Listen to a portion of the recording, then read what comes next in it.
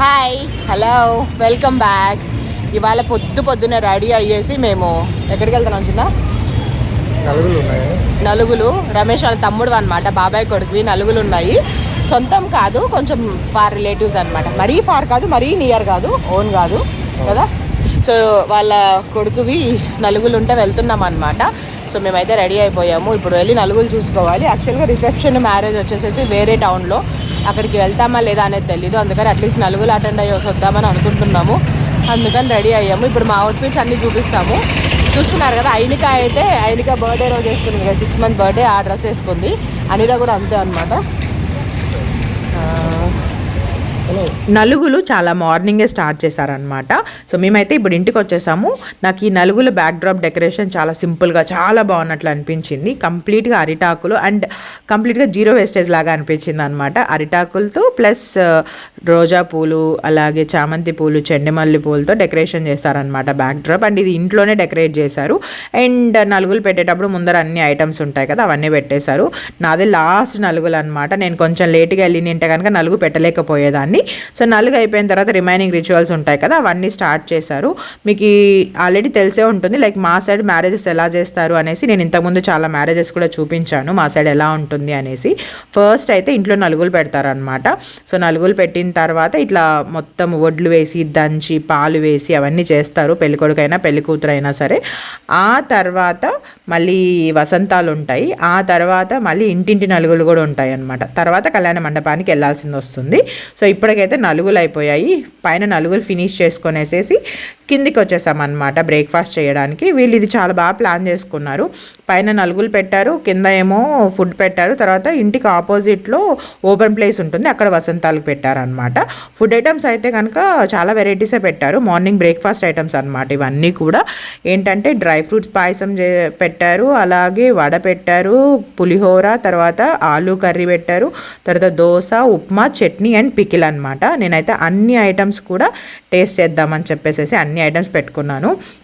యాక్చువల్గా నలుగులకి కాకుండా రిసెప్షన్కి వెళ్దామని అనుకున్నాము, బట్ కుదరలేదన్నమాట మాకు. ఆ రోజు చిన్న పాప కొంచెము ఏడుస్తా అట్లా ఉండింది. అండ్ ముందు రోజు ఊరు నుంచి కూడా వచ్చాం కదా.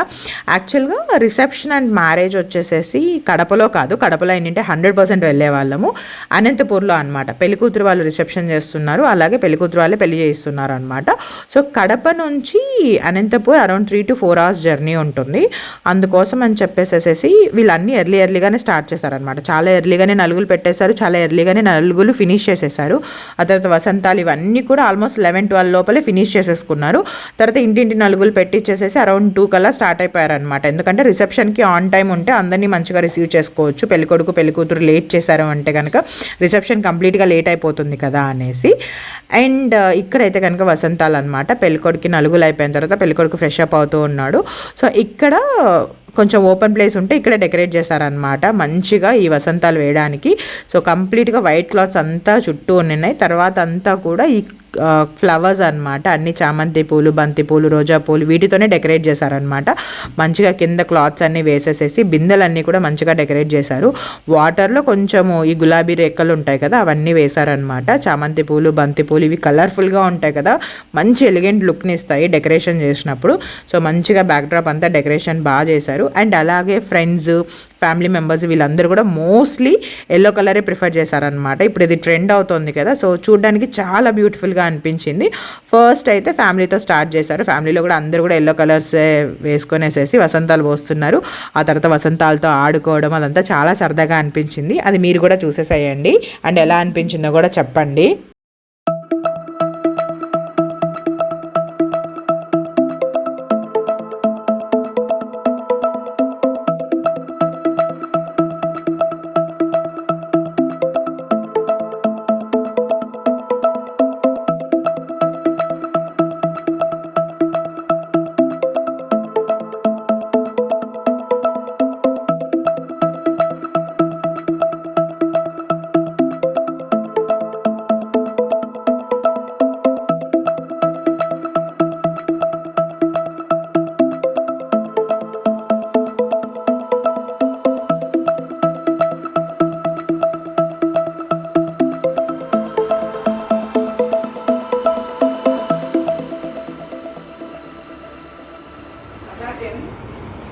నలుగులు అయిపోయాయి.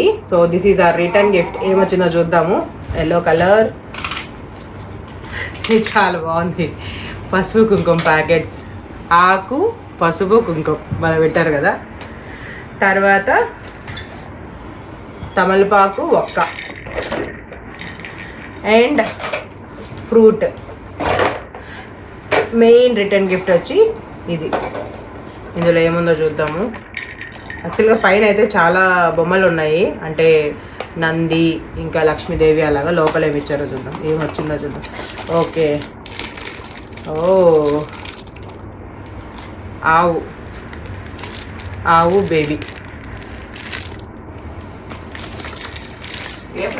అంతే. ఇవి వచ్చాయి రిటర్న్ గిఫ్ట్స్.